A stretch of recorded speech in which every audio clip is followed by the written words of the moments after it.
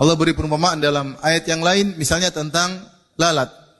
Di akhir surat Al-Hajj, kata Allah Subhanahu wa taala, "Ya ayuhan nasu duriba mathalun fastami'u lah.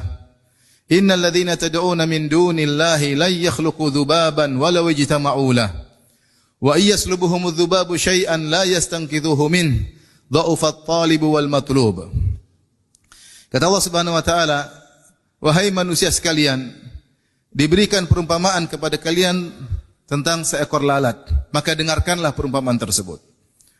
Sungguhnya yang kalian sembah selain Allah Subhanahu wa taala, berhala-berhala, sembahan-sembahan selain Allah, la yakhluqu dzubaban walau ijtama'u lah. Mereka seluruhnya kalau bersatu padu, sesembahan selain Allah, apakah malaikat, apakah nabi, apakah berhala, apakah jin, jika mereka bersatu padu, mereka tidak bakalan mampu untuk menciptakan lalat. Padahal itulah hewan yang sangat hina.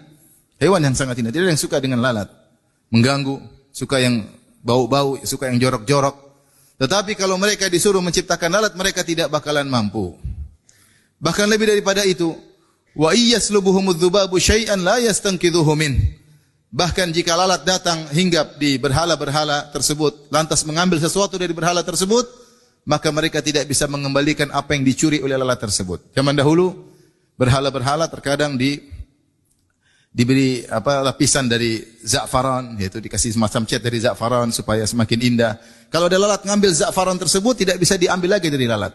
Atau mereka sering memberikan sajian kepada berhala tersebut. Seperti zaman Nabi Ibrahim. Nabi Ibrahim mengatakan, "Ala ta'kulun?" Kata Ibrahim alaihissalam kepada berhala-berhala, "Tidakkah kalian makan?" Jadi ada sajian-sajian. Kemudian datang lalat mengambil sedikit dari sajian tersebut, mereka tidak bisa ambil lagi dari lalat tersebut. Mereka tidak bakalan mampu. Kemudian kata Allah, dha'ufat talibu wal matlub, yang mencari dan dicari sama-sama lemah.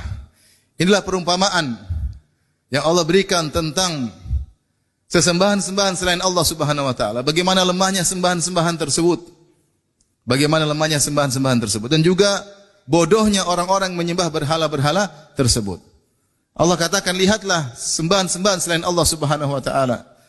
Mereka tidak mampu menciptakan makhluk yang paling hina seperti lalat.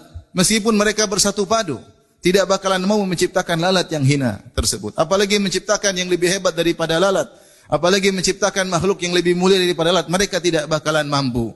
Menunjukkan lemahnya mereka. Sembahan-sembahan tersebut tidak pantas untuk disembah. Karena mereka bukan pencipta yang berhak disembah, adalah yang mencipta.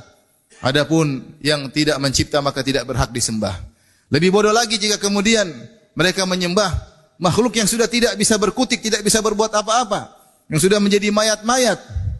Kemudian disembah, diminta-mintain, inilah suatu kebodohan yang luar biasa. Sebagaimana orang-orang yang minta-minta kepada penghuni kubur. Ketika dalam kondisi sulit justru minta-minta kepada penghuni kubur, tidak minta kepada Allah Subhanahu wa taala. Inilah kebodohan yang nyata. Setelah itu Allah menambah lagi tentang kelemahan sembahan-sembahan tersebut, kata Allah, wa iyyaslubuhumudz dzubabu syai'an la yastanqidhuhu min. Kalau ada lalat datang kemudian mencuri dari makanan, sesajen yang disembahkan kepada berhala-berhala tersebut, maka sang berhala tidak mampu untuk merebut kembali. Sang berhala tidak mampu. Sang penyembah juga tidak mampu. Maka Allah mengatakan dha'ufat talibu wal matlub. Maka lemah yang mencari dan dicari. Atau ada yang mengatakan lemah sang berhala dan lemah juga sang lalat. Berhala lemah, tidak bisa mengejar sang lalat, dan lalat juga adalah hewan yang hina. Ma qadarallaha haqqa qadrih. Sungguh mereka tidak mengagungkan Allah sebagaimana mestinya. Innallaha laqawiyyun aziz. Sungguhnya Allah Subhanahu wa taala Maha Kuasa dan Maha Perkasa. Bagaimana orang-orang menyembah selain Allah, menyembah malaikat, menyembah nabi, menyembah jin, menyembah wali-wali, menyembah mayat-mayat, mereka tidak mengagungkan Allah sebagaimana mestinya. Bagaimana mereka menyembah makhluk bukan khalik, yang dicipta bukan yang mencipta.